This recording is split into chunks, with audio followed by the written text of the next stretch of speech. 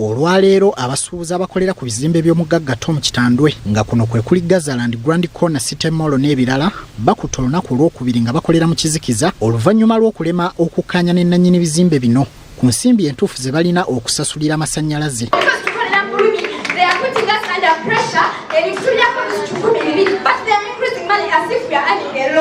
Tusibye muzikiza okumala ennaku 2 tuli muzikiza bwe baba tebasobola tusalirawo batuwulire ekiddako kati guno mulanga tukubala eri President Museveni wulirize enkola yaffe gye twagala tukoye okubonaabona tuyisibwa bubi nnyo ate buli agezaako okwogera bwe bagoba mu kizimbe. Bano batottodde okusoomoozebwa kwe bayitamu wakati nga bakolera mu kizikiza. Bye tutunda bitambulira mataala tetukola ate ebyetaago bingi nnyo emisolo tulina okusasula emisolo tuba tetulina mataala abakasitoma tebayinza kuyingira tebayinza n'okutulaba n'okutunda tetuyinza kutunda waliwo ebintu ebituba tutaddeyo mu masa tetuyinza kubiraba n'olwekyo amasannyalaze part of our operation. Embeera y'ekizikiza tukosa nnyo kubanga ebintu bye tutunda byetaaga display y'amasannyalaze, so abantu batya nnyo engeri eno gyeri downtown tajja kusobola kujja mu kizikiza aba yeekengera. Abakulembeze b'abasuubuzi abakolera ku bizimbe bino bategeezezza nga bwe bagenda okukunga bannaabwe okwerwanirira era bawadde nannyini bizimbe bino olunaku lumu lwokka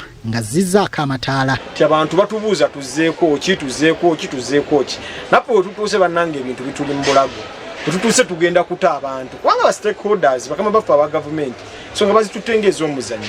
Tetugenda bawa ssente zonna tetugenda bawa amasannyalaze tetugenda bawa rent ate we banaalemezaamu ne bagaana maama nze kennyini nja kujja nkunoonye ng'ekibuga tukigadde n'emirirwano egiriwo kuba kati tebawulira. Kitegeerekese nti buli dduuka ku bizimbe bino liggibwako ensimbi ezitakka wansi wa mitwalo 9 nga z'amasannyalaze olwo ate ne bongerezaako ez'obupangisa. Naye era ne wooba osasula amasannyalaze era bakuggyako amasannyalaze leero n'obeera nago enkya n'otabeera nago.